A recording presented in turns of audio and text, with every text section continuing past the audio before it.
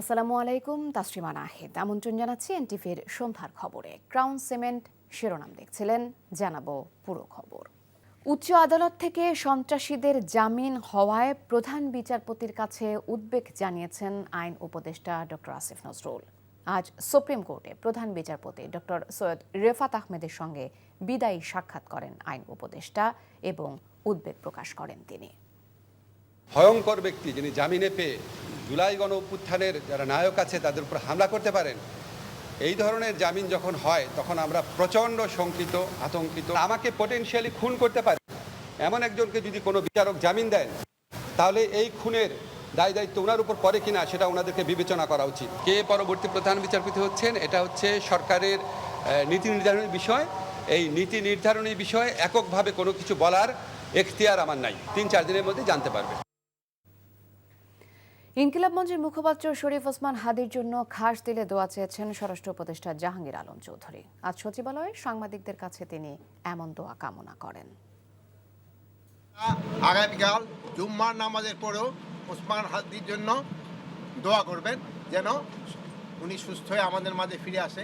আপনারা খাস দিলে দোয়া করবেন এবং অন্যান্য ধর্মাবলম্বীও যারা আছে তাদেরও বলবেন এর জন্য দোয়া করার জন্য। আমাদের দোয়াই এখন তার জন্য সবচেয়ে বেশি দরকার। বিশেষ কোনো বিমানে নয়, বাংলাদেশ বিমানের নিয়মিত ফ্লাইটেই দেশে ফিরছেন বিএনপি ভারপ্রাপ্ত চেয়ারম্যান তারেক রহমান। 25 ডিসেম্বর বেলা 11:55 বিমানটি দেশের মাটি স্পর্শ করবে। তারেক রহমান সরাসরি যাবেন এভারকেয়ার হাসপাতালে মায়ের কাছে। বিমানবন্দর পরিদর্শন শেষে এসব কথা জানিয়েছেন তারেক রহমানকে বরণে গঠিত অভ্যর্থনা কমিটির সদস্যরা। এদিকে বিএনপি মনোনীত প্রার্থীদের সাথে মতবিনিময় করেছেন দলটির শীর্ষ নেতারা। ইফতেখার রেজার রিপোর্ট। দীর্ঘ প্রায় 18 বছরের নির্বাসিত জীবন শেষে 25 ডিসেম্বর লন্ডন থেকে দেশে ফিরছেন বিএনপির ভারপ্রাপ্ত চেয়ারম্যান তারেক রহমান। তারেক রহমানের দেশে ফেরা উপলক্ষে গঠিত অভ্যর্থনা কমিটির সদস্যরা হযরত শাহজালাল আন্তর্জাতিক বিমানবন্দর পরিদর্শন করেন, কথা বলেন সিভিল অ্যাভিয়েশন কর্তৃপক্ষের সাথে। পরে দলের চেয়ারপারসনের গুলশান কার্যালয়ের সামনে সাংবাদিকদের এই বিষয়ে অবহিত করেন তারা। বাংলাদেশ বিমানের যেটা নিয়মিত ফ্লাইট, যেটা কমার্শিয়াল ফ্লাইট, সেটাতেই উনি আসছেন এবং সেটা ল্যান্ডিং টাইমটা 11:55 ঢাকা বিমানবন্দরে, 12টাই বলতে পারি। আর নিরাপত্তার বিষয়টি আলাদাভাবে সরকারের সংশ্লিষ্ট মহলের সাথে, সব বিভাগীয় প্রধানদের সাথে আমাদের নিরাপত্তা টিমের যিনি প্রধান এবং অন্যান্য সদস্য আছেন তারা সমন্বয় করছেন বেশ কয়েকদিন থেকে। ইতিহাসের স্মরণীয় জনসমাগম নিশ্চিত করার জন্য আমাদের এই কমিটির নেতৃবৃন্দরা দিনরাত তারা পরিশ্রম করছেন এবং কাজ করে যাচ্ছেন। বিমানবন্দর থেকে এভারকেয়ার হাসপাতালে যাওয়ার বিষয়টিও নির্বিঘ্ন করার প্রস্তুতি নেওয়া হচ্ছে। আর অবতরণের পর জনসাধারণের সাথে শুভেচ্ছা বিনিময়ের জন্য পূর্বাচল সহ কয়েকটি স্থান নিয়ে ভাবা হচ্ছে। এদিকে আগামী সংসদ নির্বাচনে বিএনপি মনোনীত 100 জন প্রার্থীর সাথে চেয়ারপারসন কার্যালয়ে দ্বিতীয় দিনের মতো মতবিনিময় করে দলের হাইকমান্ড। সর্বকাল একটা কঠিন নির্বাচন হচ্ছে, একটু ব্যতিক্রমী নির্বাচন হচ্ছে, এই ব্যাপারে একটু সচেতন করে দেওয়া, আমাদের কি করণীয় আছে, আমরা কি করব, কিভাবে নির্বাচনে নামতে হবে সেই জন্য ট্রেনিং দেওয়া হচ্ছে। এবং আশা করি যে আমরা যে প্রস্তুতি নিয়েছি সেই প্রস্তুতি নিয়ে মানুষের কাছে যেতে পারবো এবং মানুষকে যা চায়, এই যে 17 বছর পরে মানুষের মনে যেটা চাওয়ার ইচ্ছা এসেছে সেটাকে পূরণ করতে পারবো। এখনো 28টি আসনে বিএনপির যুগপৎ আন্দোলনের শরিকদের প্রার্থী চূড়ান্ত হয়নি। শরিকদের সঙ্গে আলোচনা করে চূড়ান্ত সিদ্ধান্ত নেওয়া হবে বলে জানান বিএনপি নেতারা। আগামীকাল বা পরশুর মধ্যে শ্রমিকদেরকে যুবপৎ আন্দোলনের শরিকদের জন্য কটি সিট আমরা ছাড়তে পারবো, সেটি আগামীকালকের মধ্যে ফয়সলা হয়ে যাবে।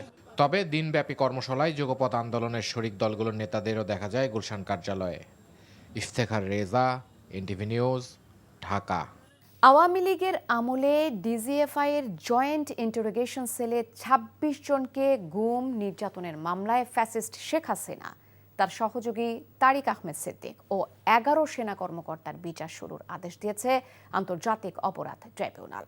এছাড়া জুলাই হত্যাযজ্ঞের মামলায় আওয়ামী লীগের সাধারণ সম্পাদক ওবায়দুল কাদের, যুবলীগ ও ছাত্রলীগের সভাপতি, সাধারণ সম্পাদক সহ 7 জনের বিরুদ্ধে আনুষ্ঠানিক অভিযোগ আমলে নিয়ে তাদের বিরুদ্ধে গ্রেপ্তারি পরোয়ানা জারি করেছে ট্রাইব্যুনাল 2। জানাচ্ছেন তামজিদ সুমন। বৃহস্পতিবার সকালে বন্দী আসামিদের আন্তর্জাতিক ট্রাইব্যুনালে হাজির করা হয়। তাদের উপস্থিতিতে আওয়ামী লীগের আমলে ডিজিএফআইয়ের জয়েন্ট ইন্টারোগেশন সেলে ২৬ জনকে গুম নির্যাতনের মামলায় শেখ হাসিনা, তারেক আহমেদ সিদ্দিক ও ১১ সেনা কর্মকর্তার বিচার শুরুর আদেশ দিয়েছেন আন্তর্জাতিক অপরাধ ট্রাইব্যুনাল। মামলা ট্রাইব্যুনাল চার্জ গঠনের আদেশ দিয়েছেন। ৫টি চার্জ গঠন করা হয়েছে আসামিদের বিরুদ্ধে। গুমের যে বিচার, এই বিচারিক প্রক্রিয়াতেই এই চার্জগুলো গঠন করা হয়েছে এবং এখানে মোট ১৩ জন আসামির বিরুদ্ধে আজকে আদালত চার্জ গঠন করেছেন এবং আগামী ১৯ তারিখে সাক্ষ্য গ্রহণ এবং ওপেনিং স্টেটমেন্টের মাধ্যমেই আনুষ্ঠানিকভাবে বাংলাদেশের ইতিহাসে প্রথমবারের মতো গুমের বিচার শুরু হতে যাচ্ছে।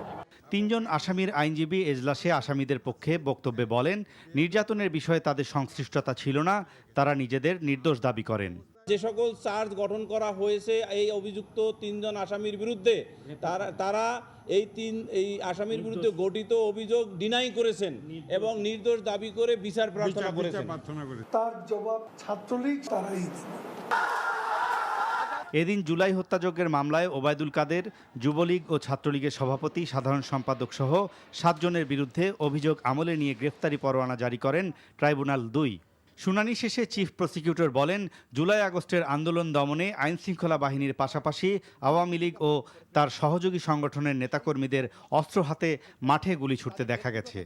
আসামিরা প্রত্যেকেই পলাতক আছেন, এই জন্য আইনশৃঙ্খলা রক্ষাকারী বাহিনীকে নির্দেশ দেওয়া হয়েছে তাদেরকে গ্রেপ্তার করে আদালত উপস্থিত করার জন্য। ন্যায় বিচার তাদের এই পলায়নের জন্য বসে থাকবে না, তখন বাংলাদেশের প্রচলিত আইন অনুযায়ী এই আসামিদেরকে পলাতক ঘোষণা করে তাদের পক্ষে রাষ্ট্রের পক্ষ থেকে আইনজীবী নিয়োগ করা হবে যদি তারা হাজির না হন, এবং এরপরে আইনসম্মত প্রক্রিয়ায় এই বিচারটি সামনে অগ্রসর হবে। র্যাবের টিএফআই সেলে গুম, অপহরণ ও নির্যাতনের আরও মামলায় শেখ হাসিনা সহ ১৭ জনের বিরুদ্ধে বিচার শুরুর বিষয়ে ২১ ডিসেম্বর আদেশের দিন ধার্য রয়েছে। Tamjid Sumon, NTV news, Dhaka. July হত্যাকাণ্ডের অন্যতম মাস্টারমাইন্ড আসাদুজ্জামান খান কামাল তার স্ত্রী ও ২ সন্তানের বিরুদ্ধে দুর্নীতি ও মানি লন্ডারিং মামলায় চার্জশিট দাখিল করেছে দুর্নীতি দমন কমিশন দুদক।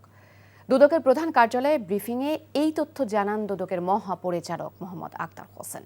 দুদকের ঢাকা ১ সমন্বিত জেলা কার্যালয়ের ২০২৪ সালের ৯ অক্টোবর এই মামলা দায়ের করা হয়েছিল। অভিযোগ অনুযায়ী সাবেক স্বরাষ্ট্রমন্ত্রী আসাদুজ্জামান খান কামাল তার দায়িত্বকালীন সময়ে অসাধু উপায় ও ক্ষমতার অপব্যবহারের মাধ্যমে জ্ঞাত আয়ের উৎসের সঙ্গে অসঙ্গতিপূর্ণ প্রায় ২২ কোটি ৫৮ লাখ টাকা মূল্যের সম্পদ অর্জন করেন ও দখলে রাখেন। এছাড়া তদন্তে দেখা যায় কামাল নিজের নামে পরিচালিত ৯টি ব্যাংক হিসাবের মাধ্যমে মোট ৮৭ কোটি ৪৬ লাখ ২৬ হাজার ৯৩৩ টাকা লেনদেন করেছেন। এসব অর্থ মানি লন্ডারিং এর মাধ্যমে পাচার করা হয়েছে বলে অভিযোগ আনা হয়েছে। মুদাসসির খান ওরফে জ্যোতি, পিতা আসাদুজ্জামান খান, শাফিয়া তাসনিম খান, পিতা আসাদুজ্জামান খান, এই তদন্তে আগত ৩ জন আসামি তাদেরও এই অপরাধলব্ধ অর্থ স্থানান্তর, রূপান্তর এবং হস্তান্তরে সহায়তার অপরাধ তদন্তকালে প্রমাণিত হয়েছে। এই কারণে তাদের সকলের বিরুদ্ধে চার্জশিট দাখিলের সিদ্ধান্ত গৃহীত হয়েছে। ঢাকাস্থ বিদেশি দূতাবাসগুলোকে পর্যাপ্ত নিরাপত্তার ব্যাপারে আশ্বস্ত করেছে সরকার। বিকেলে রাষ্ট্রীয় অতিথি ভবন পদ্মায় ঢাকাস্থ দূতাবাসগুলোর প্রায় ৪০ কূটনীতিককে ডেকে আসন্ন নির্বাচনের সার্বিক বিষয়ে অবহিত করেছেন পররাষ্ট্র সচিব। এক বিবৃতিতে পররাষ্ট্র মন্ত্রণালয় থেকে জানানো হয়, নির্বাচন পর্যবেক্ষণের জন্য বিদেশি নির্বাচন পর্যবেক্ষকদের স্বাগত জানাবে বাংলাদেশ। নিজ দেশ থেকে কূটনীতিকদের নির্বাচন পর্যবেক্ষক প্রেরণের জন্য আহ্বান জানিয়েছে পররাষ্ট্র সচিব। চলতি বছর শেষে দেশের বৈদেশিক মুদ্রার রিজার্ভ $৩৫ বিলিয়ন নিয়ে যাবার লক্ষ্যের কথা জানিয়েছেন বাংলাদেশ ব্যাংকের গভর্নর আহসান এইচ মনসুর। তবে এই লক্ষ্য পূরণে বিশ্ব ব্যাংক বা IMF এর কাছ থেকে কোনো অর্থ সহায়তা নেওয়া হবে না বলেও জানান তিনি। রাজধানীর পল্টনে ইকোনমিক রিপোর্টার্স ফোরাম আয়োজিত দেশের ব্যাংকিং খাতের সংস্কার এবং চ্যালেঞ্জ উত্তরণে করণীয় নিয়ে সেমিনারে এসব কথা বলেন তিনি। গভর্নর বলেন, দেশের আর্থিক খাতে স্থিতিশীলতা ফিরিয়ে আনা গেলেও ব্যাংকিং খাতে এখনও পুরোপুরি আস্থা ফিরে আসেনি। এজন্য গ্রাহকদের আস্থা ফেরাতে ব্যাংকগুলোকে কঠোর নজরদারির মধ্যে রাখা হয়েছে। এছাড়া ব্যাংক খাতের সুশাসনের ক্ষেত্রে যারা প্রভাব বিস্তার করবে তাদের বিরুদ্ধে ব্যবস্থা নেবারও হুঁশিয়ারি দেন গভর্নর। খুব শীঘ্রই সম্মিলিত ইসলামী ব্যাংকের আমানতকারীদের অর্থ ফেরত দেয়া হবে বলেও জানান গভর্নর। ওভারঅল ব্যালেন্সে আমাদের বিশাল পজিটিভ নাম্বার আছে। আমাদের রিজার্ভ গত বছর 8 বিলিয়নের উপর বেড়েছে, এই বছর অলরেডি 1.5 বিলিয়ন 2 বিলিয়নের মতো বেড়ে গেছে, আরও বাড়বে। আমাদের রিজার্ভ আমাদেরই বাড়াতে হবে। ধার করে IMF এর থেকে অর্থ নিয়ে, বিশ্বব্যাংকের অর্থ নিয়ে আমাদের রিজার্ভ বাড়ানো সম্ভব নয়, উচিত নয়। আমাদের লক্ষ্য হচ্ছে 34 থেকে 35 বিলিয়ন নিয়ে যাওয়া এই বছরের শেষ নাগাদ রিজার্ভকে। বিপিএলে জাতীয় দলের পেসারদের নজরদারিতে রাখবেন একজন ফিজিও। শারীরিক ধকল বেশি হলে তার পরামর্শেই প্রয়োজনে বিপিএলের যে কোনো সময়ে দেয়া হবে পেসারদের বিশ্রাম। টি-20 বিশ্বকাপের আগে ক্রিকেটারদের ইনজুরি নিরাপত্তায় এই সিদ্ধান্ত নিয়েছে বোর্ড। এদিকে টি-20 বিশ্বমঞ্চের জন্য আফগানিস্তান ও নামিবিয়ার বিপক্ষে 2টি প্রীতি ম্যাচ পাচ্ছে বাংলাদেশ, জানাচ্ছেন মমিনুর রেবো। বিশ্বকাপে নিজেদের প্রথম 3 ম্যাচ কলকাতায় হলেও 28 জানুয়ারি বেঙ্গালুরুর উদ্দেশ্যে ঢাকা ছাড়বে বাংলাদেশ। সেখানে আফগানিস্তান ও নামিবিয়ার বিপক্ষে প্রস্তুতি ম্যাচ খেলে 7 ফেব্রুয়ারির ম্যাচ ভেন্যুতে ফিরবে লিটন দাসের দল। বিপিএল থেকেই অবশ্য বিশ্বকাপ দলের ব্যস্ততা শুরু হয়ে যাবে। বিশ্বকাপের আগে ইনজুরি এড়াতে নেওয়া হচ্ছে বাড়তি ব্যবস্থা। দেখবো যে হ্যাঁ, যারা কোয়ালিফাই করেনি টপ 4-এ, তাদের মধ্যে কেউ কেউ আছে যারা জাতীয় দলের প্রবল খেলোয়াড়, তাদেরকে নিয়ে আমরা কাজ করা শুরু করে দেবো।